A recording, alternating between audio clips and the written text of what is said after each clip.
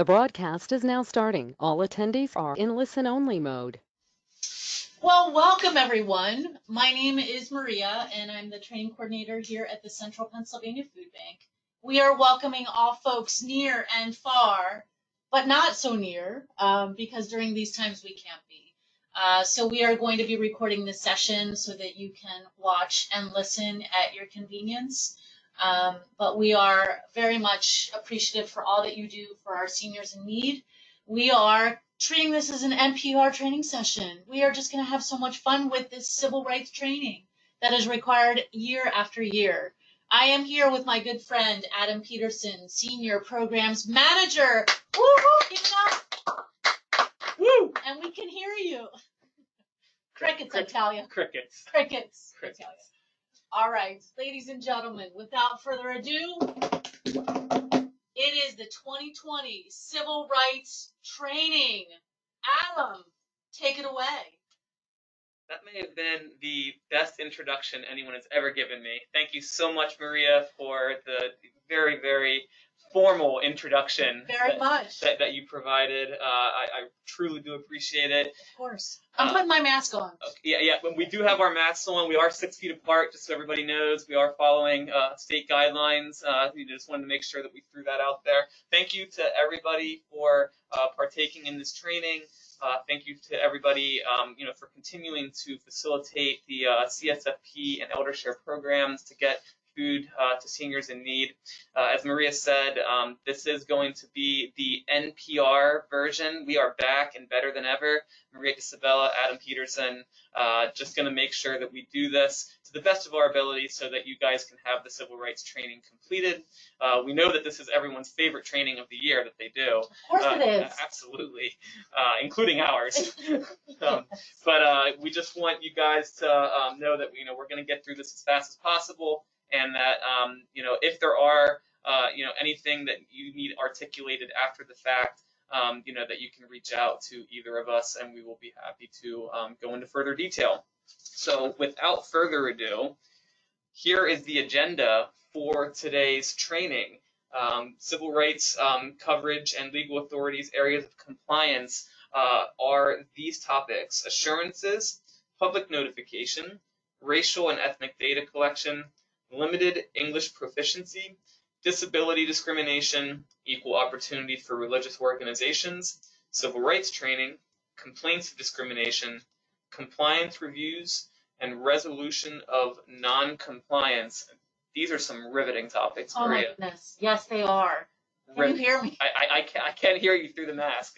Maybe a little bit like Bane from The Dark Knight Rises, but we're making it work, everyone. We are making it work. We're making it work, and we're going to have a very special Q&A. Yes, we are. After the session is over, because what would a civil rights training be without a question and answer? No, stay tuned. Okay. 45 minutes from now. Yes. We can do it in 30. All right. Let's come on, chop. All right. Okay. So first, we have to talk about the civil rights legal authorities. So Title VI of the Civil Rights Act of 1964, which are basic. So basically, this has to do with race, color, and national origin. It's protecting the rights, basically, of all of these different criteria. The Civil Rights Restoration Act of 1987 it clarifies the scope of the Civil Rights Act of 1964. Section 504 of the Rehabilitation Act of 1973, Americans with Disabilities Act of 1990, as amended by the Americans with Disabilities Act Amendments Act of 2008. Those all deal with disability and any civil rights that would come with a disability. And then what's Title IX, is that? Title IX, come on, Roman numerals. Is that Title IX? Title IX, okay. Roman numerals. I thought that it was, but I just wanted to make sure that we were on point. We are. And that we got it right. Okay. Title IX of the Education Amendments of 1972 would have to deal with gender or sex. And then Age Discrimination Act of 1975 would also have to do with age. All right, so CFR Part 15, and for those of you that don't know, which I did mention earlier through the agenda, but CFR stands for Code of Federal Regulations. gives USDA agencies authority to develop civil rights requirements and prohibits discrimination in federally assisted programs or activities. 7 CFR Part 16. These are some crazy bylaws, Maria. Come on, Adam. I'll tell you.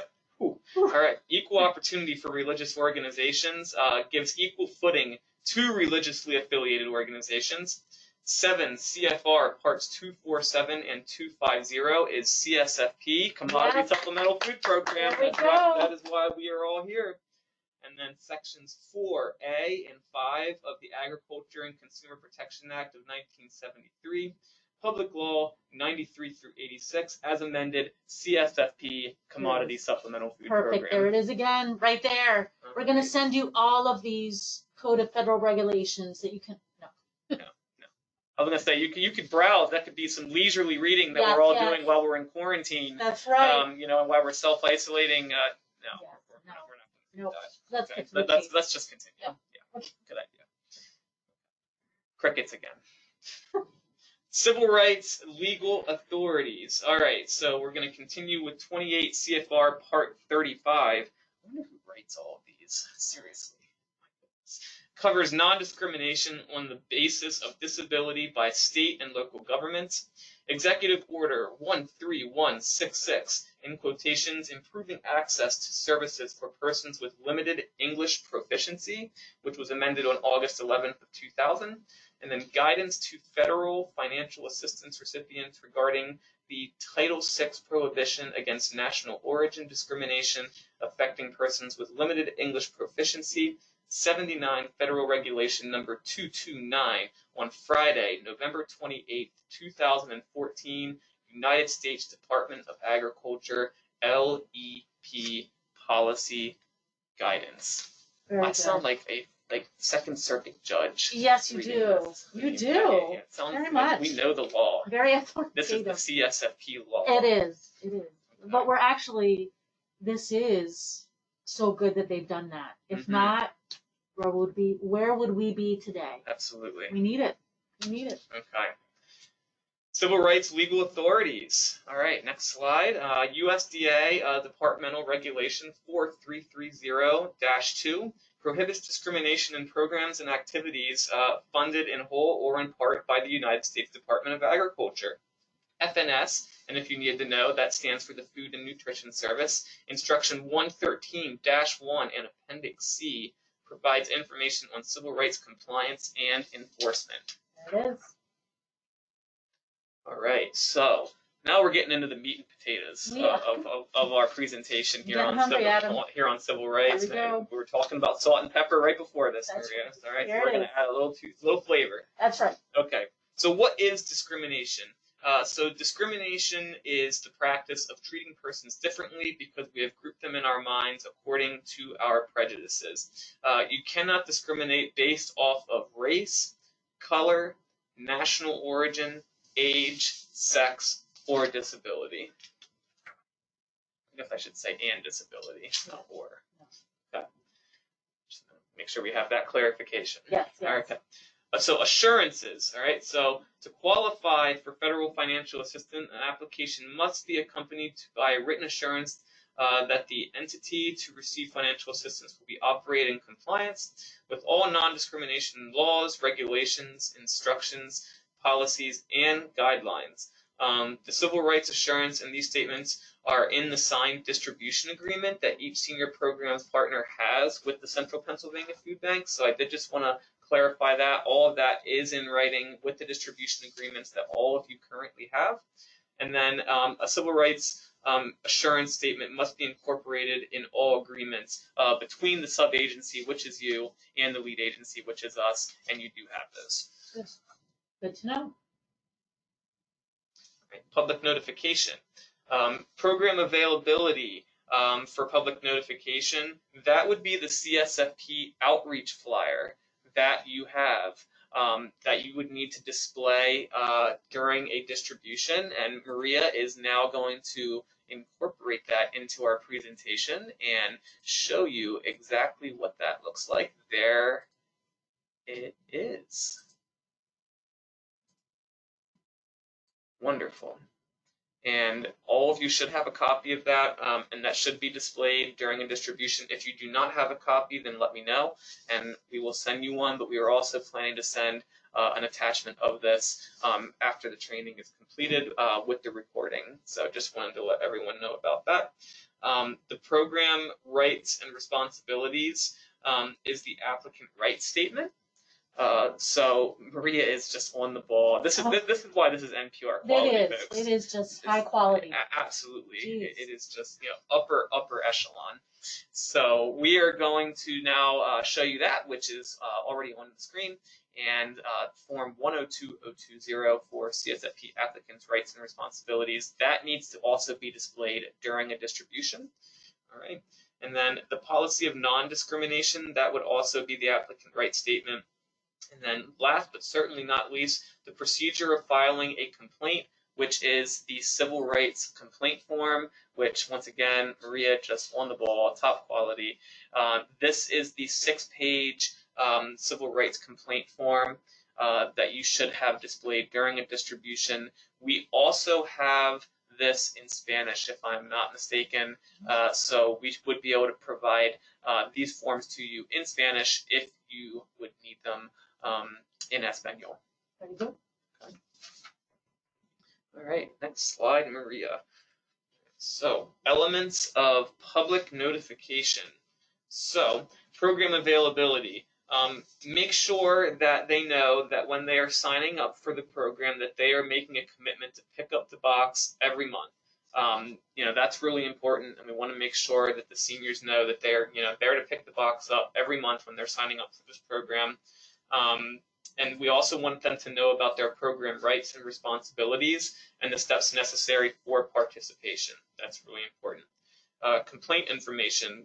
Must advise applicants and participants at the service delivery point of their right to file a complaint, how to file a complaint, and the complaint procedures. The complaint information would be the civil rights complaint form, which we just showed you, and that would only be if a senior asked you for one. You do not have to provide that to everyone when they're signing up for the program. That would only be if they wanted to file an official complaint. And then the non-discrimination statement, all information, materials, and sources, including websites, must contain a non-discrimination statement. The statement is not required to be included on every page of the program website, but at a minimum, a non-discrimination statement or a link to it must be included on the home page and the program information. This must be included on all CSFP correspondence, though. So like any promotional material must include the non-discrimination statement. Any flyer that you would want to put like at a building to promote the program to seniors that may be eligible or may be interested, that would need to have the non-discrimination statement, which Maria has provided, and I do believe there's actually a slide in the presentation a little bit later on that has the non-discrimination statement as well. So, be perfect. All right. So next we have elements of public notification. Maria, was that the slide? Did you skip the slide on me? I did. You are this is exactly why Maria and I are going on the road as soon as this is over, and we are starting our own NPR podcast. Right? Doesn't it make sense? You're talking non-discrimination. Absolutely. Well done. It's just so well done. All right. I don't even know how to follow this performance, but okay. We're gonna keep it flowing though. Elements of public notification. State agencies and their subrecipients must make program information available to the public upon request, prominently display the Injustice for All poster. The Injustice for All poster provides the USDA address and phone numbers that the public can use to file a complaint if they think that their civil rights have been violated. The poster must be displayed in an area visible to program applicants and participants, not just in an office space where distribution is not occurring. So that would be in the same area that you would have your applicant rights statement, where you would have your civil rights complaint form, and then like the outreach flyer. Some of those examples that we provided a little earlier, this is exactly where you would want to have the Injustice for All poster displayed as well. Right? We want to inform potentially eligible persons, applicants, participants in grassroots organizations of programs or changes in programs.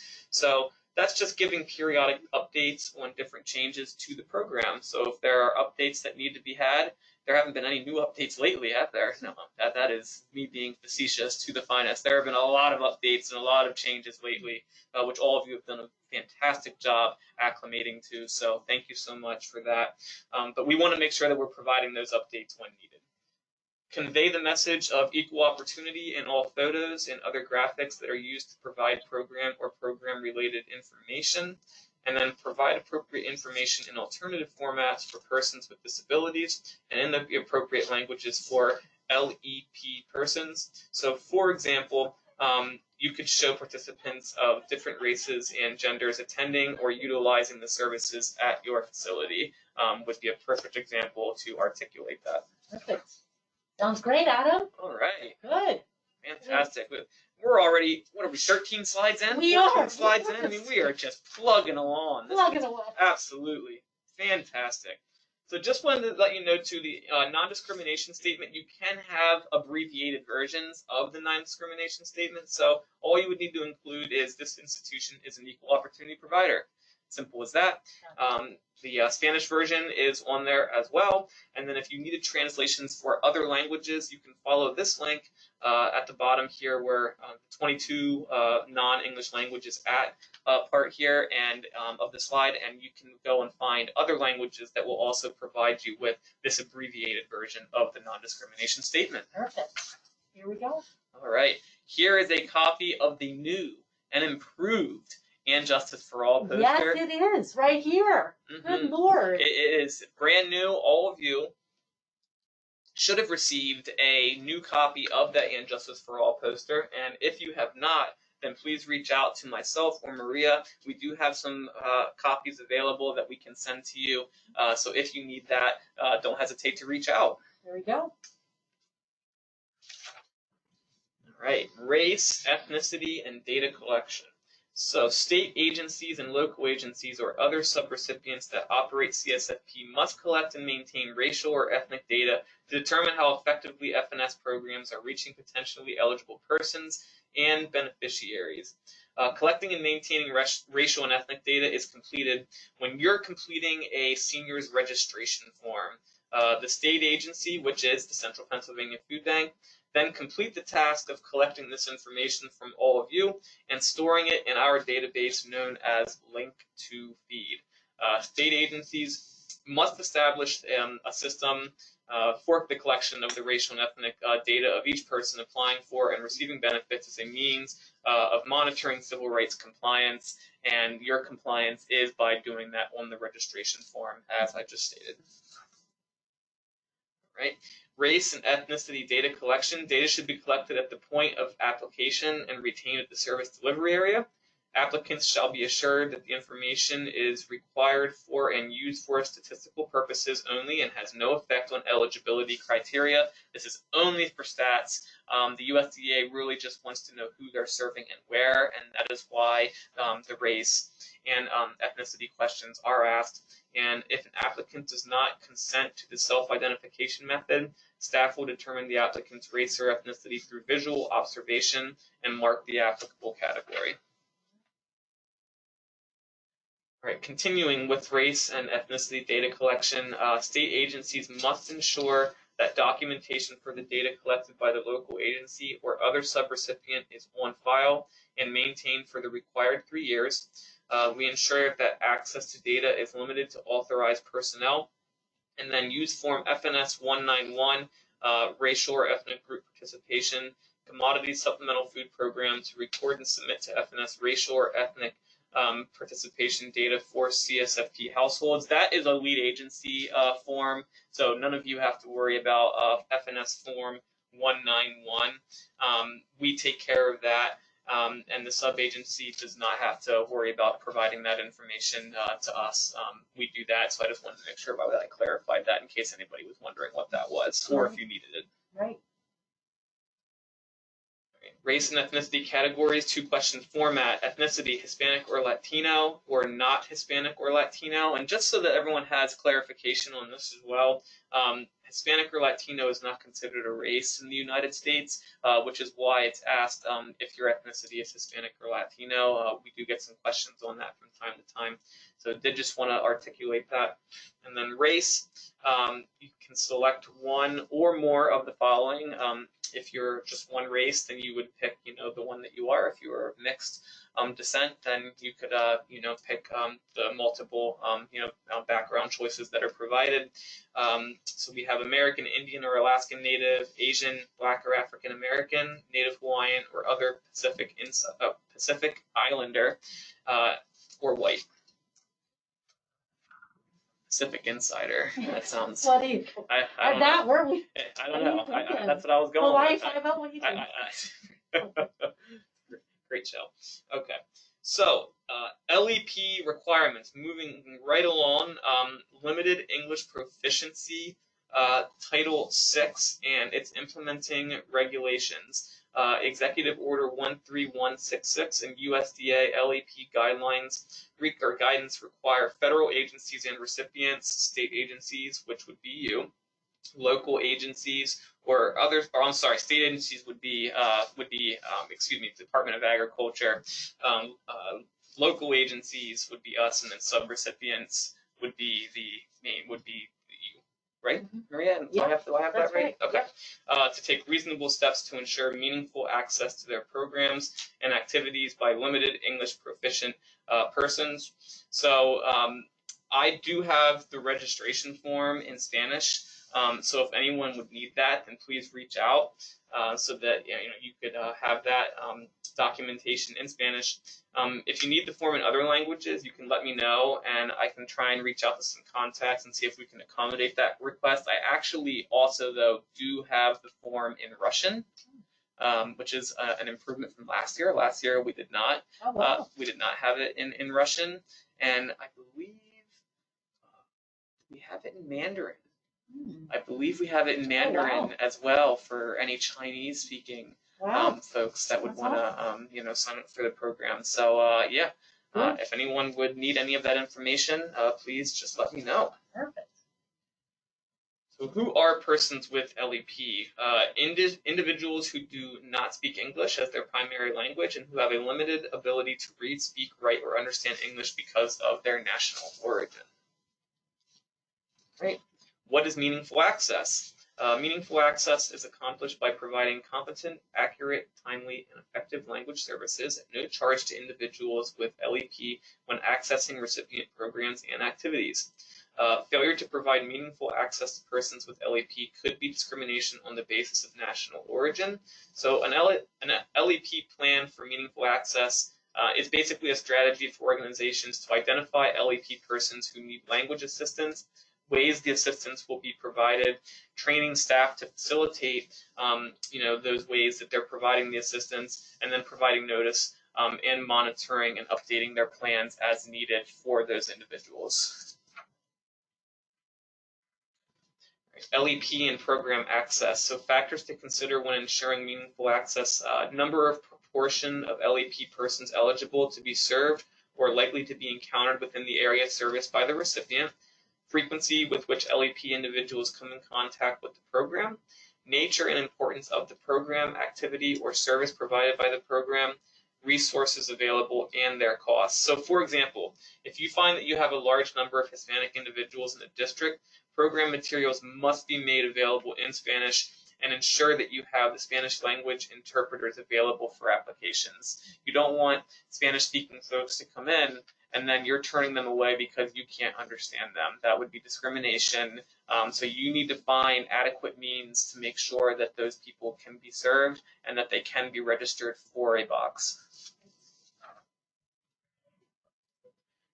LEP and program access. Continued state agencies must conduct assessments to determine language profile for their state, taking into account regional differences and updating as appropriate. Translation of vital documents is required. Oral translations and notification of free interpretation services is required. And staff training regarding how to provide LEP populations with meaningful access is paramount, and that would be including frontline staff. Yep. LEP and Program Access. So language services. This is one of my favorite topics. Is it? Oh my gosh. Language services. How many languages do you speak? One. Okay. All right. So this one really. That's okay. Yep. Good. This Very good. This is a good slide. That's good. This is a good slide. I love it. All right. Applicants and participants cannot be asked to bring their own interpreters. Children should not be used as interpreters, and use qualified, competent language resources. I think a question came up last year, and I do just want to, make the point that, what constitutes a child. And I think that was something that was asked. I usually always say, and Maria, correct me if I'm wrong, but I always try and say that I don't let sites use someone that's younger than 16 be an interpreter. 16 and older for me, at least with senior programming, is adequate, and that will suffice as far as someone being used as an interpreter. Anyone younger than 16, though, I'm going to steer away and say that you would want to have somebody else, be the interpreter. I agree. That sounds good. Okay. Examples of language services: qualified, competent bilingual staff would be ideal. Telephone interpreter lines, oral interpretation services, written language services, and qualified, competent community organizations and volunteers. Perfect. Okay. And I think we talked about Google Translate. Yeah. As an app. Mm-hmm. That's also really beneficial for folks to use. Looking at local universities and community high schools, Mm-hmm. Any of those programs are great to get some volunteers in there.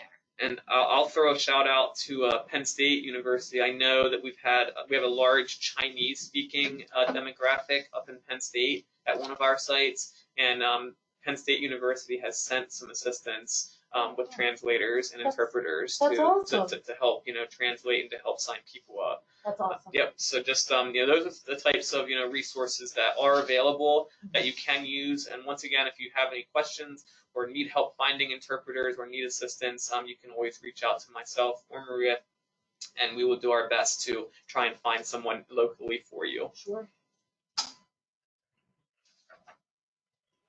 All right. LEP population and data sources. So the U.S. Department of Justice has a website at www.lep.gov that contains a wealth of useful information for ensuring access to benefits for LEP applicants and participants. This includes downloadable iSpeak cards, which allow the LFP individual to point to the language he or she speaks to facilitate finding an appropriate interpreter. Here are some government websites you can access on this slide to gain more information on the language groups that may be encountered in your service area. It's pretty cool. You can put your zip code in, and you can actually get a breakdown of how many different people of what race and ethnicity are in your service territory that you're serving. So you have a pretty cool idea, of who you're going to be providing services to, and what services you may need to take into account so that you can, best serve them. Very good. Wow, good information. I learned something new. Awesome. Love it. That's what we're all about here. That's right. We are all about just, expansion, learning, our horizons. Here we broadening our horizons. That's right. And wearing our masks. That's right. All right. Moving along, disability discrimination. So, what is the definition of disability? A person who has a physical or mental impairment which substantially limits one or more major life activity and has a record of such impairment or is regarded as having such an impairment. It's important to remember the context of the Americans with Disability Act, and this is a legal term as well. A person with a disability does have physical and mental impairment, which substantially limits one or more life activities, and has a record of such impairment or is regarded as having such an impairment. A major life activity can be defined as caring for oneself, performing manual tasks, walking, seeing, hearing, speaking, breathing, learning, and working. So a major life activity also includes the operation of a major bodily function, including but not limited to functions of the immune system, normal cell growth, digestive, bowel, bladder, neurological, brain, respiratory, circulatory, endocrine, and reproductive functions. Disability discrimination, continue. Section 504 states that no otherwise qualified individual with a disability in the United States shall solely by reason of his or her disability be excluded from, denied the benefits of, or be subjected to discrimination under any program or activity that either receives federal financial assistance or is conducted by any executive agency or the United States Postal Service. The ADA has similar non-discrimination requirements that prohibit discrimination on the basis of disability in services, programs, and activities provided by state and local government entities. Continuing with the disability discrimination, there is an obligation to ensure that members of the public are provided reasonable modifications in order to access program information, applications, and assistance, so i.e. large print and audio tape, providing qualified sign language interpreters or other auxiliary aids and services for persons with hearing disabilities may be necessary to effectively communicate with these applicants and participants. And we're moving right along. As programs and offices modernize, it is imperative that websites, including state and local agency websites, and online application systems are readily accessible to and usable by persons with visual impairments and other disabilities. In addition, programs must ensure physical accessibility for buildings and facilities, particularly to persons in wheelchairs and with mobility disabilities. Mobility disabilities, and that's really important because people can't be denied service because they can't adequately get into a distribution area. Definitely. So we have plenty of people, just being senior programming. We all know that there are plenty of seniors that don't move around the best and have some of these ailments. So it's just it's really vital that we're providing a platform for them, figuratively and literally in some cases, where they can, make sure that they're getting into the distribution area and that we're accommodating them. Right? Programs must permit service animals to accompany people with disabilities in all areas where the public is allowed to go as well. Equal opportunity for religious organizations, 7 CFR Part 16. I read Part 1 through 16 this morning. Okay. Riveting reading, Maria. Just fantastic. Yes, I just wanted to make sure I brushed up on my civil rights knowledge for this session today. I'm so glad. So, it shows. Okay. It shows, Adam. It does. Awesome. I hope it shows to all of you listening out there. That's right. Crickets. Okay. Crickets again? Crickets again. Oh my gosh. Jiminy Cricket is here, I'll tell you. All right. So, 7 CSFP Part 16 ensures a level playing field for the participation of faith-based organizations and charitable-based organizations in FNS programs. A faith-based organization can receive federal funds to operate emergency feeding programs and use space in their facilities without removing religious art or symbols. So that's really important to, make sure that we have that clarified. Those are the 2 things that religious organizations can do. And no problems. Faith-based organizations, however, cannot discriminate against individuals on the basis of religion or beliefs, use USDA funds or products for religious activities, distribute religious information to clients, make clients participate in a religious activity in order to receive assistance.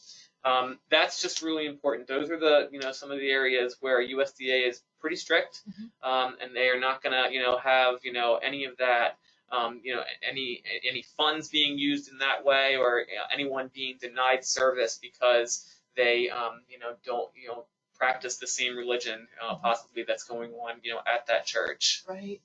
But we are lucky enough to have so many faith-based organizations distributing CSFP boxes and operating a pantry and all of those things. Definitely important to our network. You are allowed to play religious music in the background. Yes. They are not, as Adam said, they cannot be forced to go to a religious service. You can have any religious materials, but off to the side. Not in the box, not being forced on folks. But again, it's part of your mission. It's part of what you do at your church. You can have those things available. So just keep that in mind. But as we said, this is giving everyone equal opportunity for participation in the program. Thank you for that, Maria. These provisions were meant, as you said, to ensure that federal funding is used strictly for the goals of the program, and the delivery of nutrition assistance as provided for in public law. So we just want to make sure that those funds are being used for the program.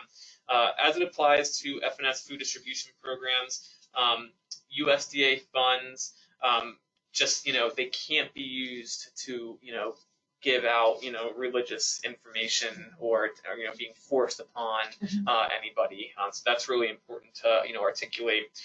Churches and faith-based organizations, cannot put religious materials in the boxes, as you mentioned,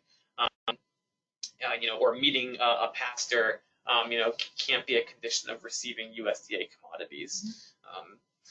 This last point doesn't mean that you can't schedule religious activity, like you said, Maria, but it does mean that you have to allow for sufficient time for your distribution so that those who do not want to participate in the religious activity can still receive their food. That's right. Separate time Yep. and separate space. Absolutely. Separate time and space. Okay. And here's that form that also... This also needs to be displayed at religious organizations. And this is the beneficiary of rights written notice form. This is only if you are in a religious institution. Correct. So any of our religious organizations that are facilitating and implementing the CSFP and elder share boxes would need to have this posted along with some of the forms that we had articulated and shown to you earlier in the presentation. Moving on. Moving on. Civil rights training continued. State agencies are responsible for training subrecipient agencies on an annual basis. Guess what? We're doing it. We're doing it right You're now. doing it. We're live and in the flesh. That's right. Actually, no, we're not live. We're recorded. We're live. We're live, but everyone else is going to hear a recording. So That's okay. that really wasn't correct. That's right. That's okay. Wow. Okay. We're doing it though. We are doing it. Subrecipient agencies are responsible for training their local sites, including frontline staff, who interact with applicants or participants on an annual basis. All right, so training must be completed by any staff or volunteer who come in contact with CSFP participants on an annual basis. That's important to articulate. Any new employees must complete the training before they can begin working with CSFP. That's right. So that training needs to happen. It's not like you can have someone start and then they do the training 2 months after starting. Once they start, they need to complete this training and then they can start working with the senior boxes. That's right. Civil rights training continued. All staff should receive training on all aspects of civil rights compliance, including but not limited to collection and use of data, effective public notification system, complaint procedures, compliance review techniques, resolution of noncompliance, requirements for reasonable modifications for persons with disabilities, requirements for language assistance, conflict resolution, and customer service. There it is. And speaking of customer service, Here we go. what a segue. Well, it is just perfect. So smooth. An exemplary, No editing. an exemplary presentation. Wow. All right. Customer service. So USDA has this beautiful service written out, the word service written out with ways to provide customer service. So service is effectively communicating with customers, responding to their needs, valuing their worth, and instilling excellence through courtesy, confidence, and enthusiasm. I have a couple of other tips for great customer service that I did want to provide. Just treat everyone with dignity and respect.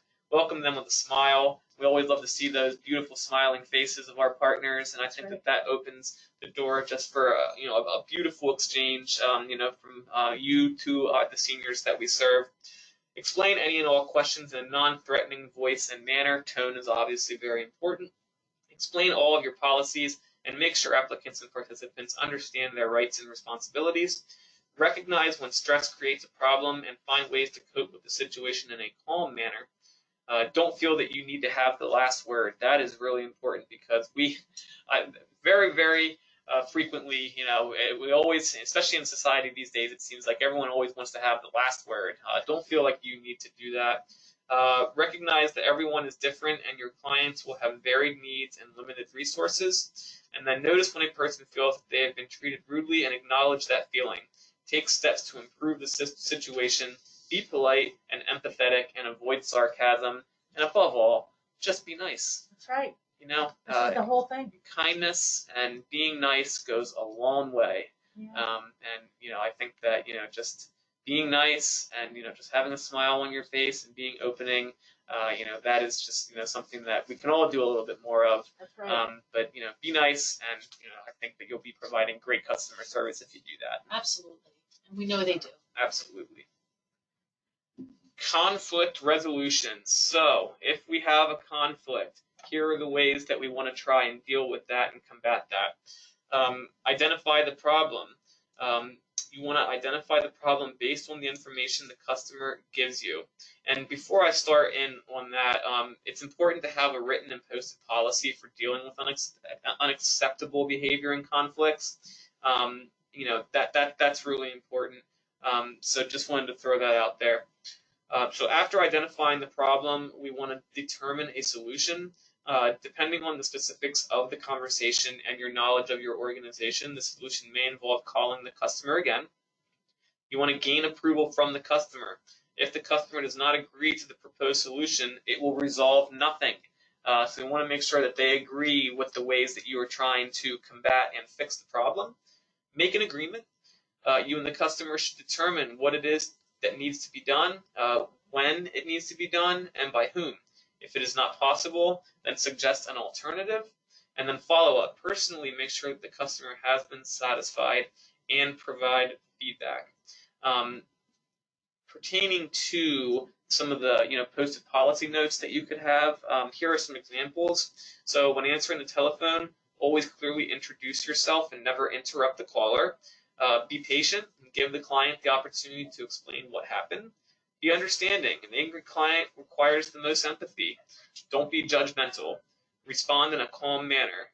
Staying calm and relaxed will just help with the whole situation, and it in turn allows you to consider and address the facts, not the emotions. Be sincere.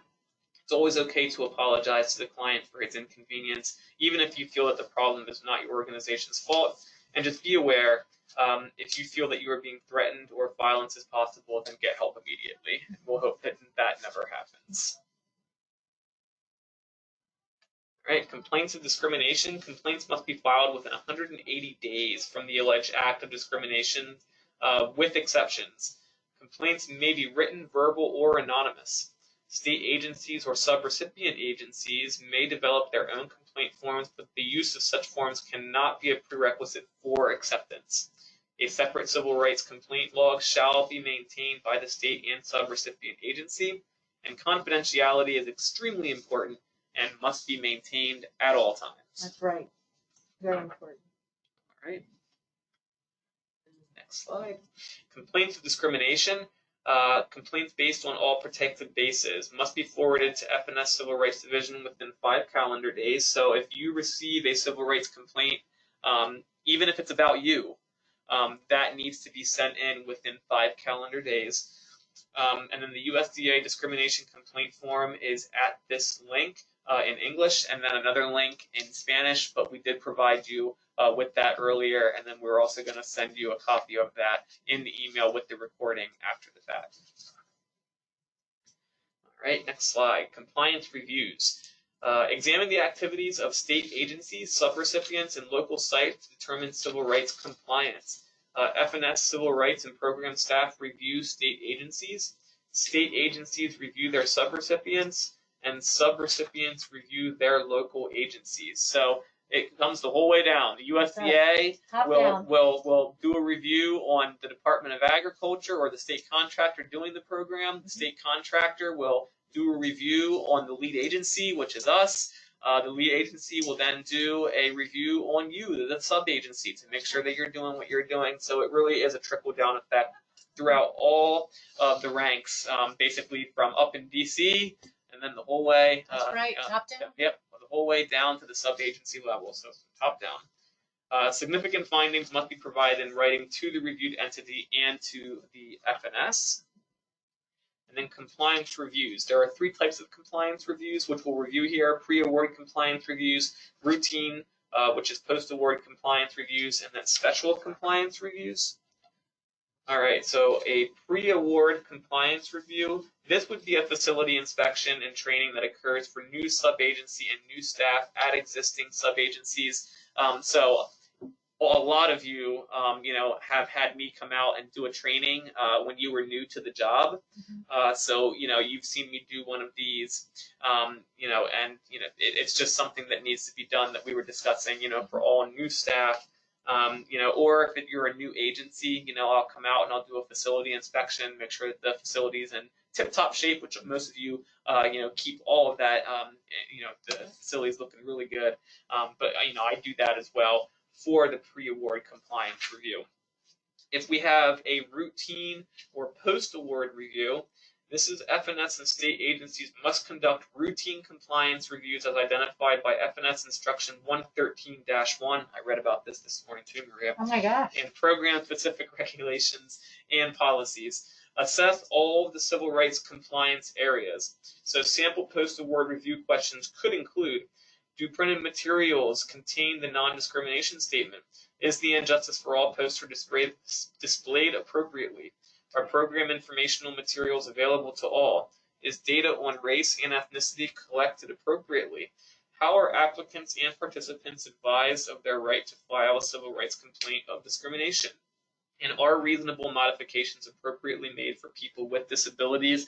Whenever I do reviews and audits with all of you, with sub-agencies, this is some of the stuff that we go over to make sure that all of the civil rights criteria are being met at your facility. Sure, and up north it's Pam, right? Yes, correct. And Pam and a couple of others up north will do some of the compliance reviews up there as well. And hi, Pam. Just wanted to give you a shout out. That's right. All right, thanks for doing that. We love Maria. Pam. We do. Love We really do.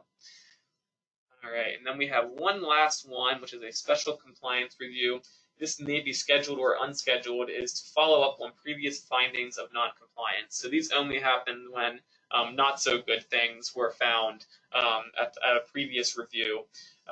These investigate reports of noncompliance by other agencies, media, or grassroots organizations. May be specific to an incident or policy, history of statistical underrepresentation of particular groups, or a pattern of complaints of discrimination. So the resolution of noncompliance is a factual finding that any civil rights requirement as provided by law, regulation, policy, instruction, or guidelines is not being adhered to by a state agency, subrecipient agency, or a local site, so that could be any of us. Steps must be taken immediately to obtain voluntary compliance, and a finding's effective date is the date of notice to the reviewed entity. Maria. Oh my goodness. Are you kidding? It is time for the riveting, the very much publicized Q&A. It is. Questions from our partners. And we want to make sure that we answer all of these questions adequately. We cannot wait to receive these questions from everybody. All right, what do we have, Maria? We are waiting. Let's see. What do we have? Wait, somebody's typing. No. Oh my goodness. All right. Wait, I have one question. Okay. I have one question. So how do I prove that we did the training? Adam, what do we do? That is a fantastic question, Maria. How this is once again, this is why we are the NPR. Whoever fast forwarded, just kidding. Yeah. This is exactly though why we are the NPR version of civil rights training. I know. So to show proof, all around the country, they have to show something, right? Absolutely, they do. They endured. They participated. Yeah, endure could be it could absolutely be the correct way of pointing this out and discussing this training. That's true. But that was a great question about what needs to be done to show that you actually did complete the training. Yes. CSFP Certification Annual Civil Rights Training Webinar Form 102026 is right here on your screen. And what you need to do is just put a check mark under the highlighted version here, even if you have done this in the last year, remember, you need to have this on file, a new copy every year. So a new copy needs to be checked off, and then your agency name needs written at the bottom. So Maria, if you want to go down just a little bit for me, agency name right there. So that would just be your facility and your organization's name, date of the training that you completed it, and then any other volunteers, including yourself, would just need to have their name printed on this sheet right here, and then you will be in compliance. You will be good to go for another year. I am going to send out some information. Quite honestly, I still am giving a little bit of thought about when I want these to be due back to me, but I am thinking early June, and I will articulate the exact day to all of you when we send this email out, either later today or tomorrow with this recording. Okay. All Sounds right. good. Maria, just a pleasure. I think we do have one more slide. It's contact information for Michelle Sazo, who is the USDA Food and Nutrition Service Mid-Atlantic Regional Civil Rights Officer. So if you have any questions that I can't answer or that Maria can't answer, we're civil rights experts, so I mean, we can answer just about everything. But I was reading through FNS, Yes, you were. every bylaw and every section earlier today. That's right, you were. But Very yeah, good. so if you do have questions, that you can reach out to Michelle. I have met Michelle; she's great, and she would be able to assist. But please reach out to us first if you have Perfect. Yes, please do. if you have immediate questions. So then it's you, Adam, Megan, Barb, up north, our good friends up north, Pam Hicks, and she'll be able to direct. There's some other folks that may be assisting as well, but that channel of information always comes through you and Pam first. Absolutely, Perfect. it does. Okay. Wow. What do you think, Adam? Is it over? I think we covered. I think we've covered everything. I know. I think that everyone that's listening to this will probably have had about enough by now. I think so. So we will. Because this next slide tells it all. Exactly. Darkness. like this presentation. No. I do want just to thank everybody again. Thank you for listening in. Thank you for tuning in to this very important. It can be, a little draining at times listening to civil rights for that long. And we do appreciate you, tuning in though. It is important information. We want to make sure that we're adhering to all of the rules. And Maria and I just want to thank you for being here with us today and partaking. That deserves a round of applause. And another round of applause just for everything that you continue to do during these, most chaotic of times. We really appreciate you. And anything that we can do to help out moving forward, civil rights related or just agency related, do not hesitate to reach out. Thank you. Thank you, Adam. Thank you, all those folks. We hope that you and your families are safe, and we will see you very soon. We hope to see you in person very soon. So thank you, everybody. Thank you, Adam, for another great session. And take care, everybody. Bye bye.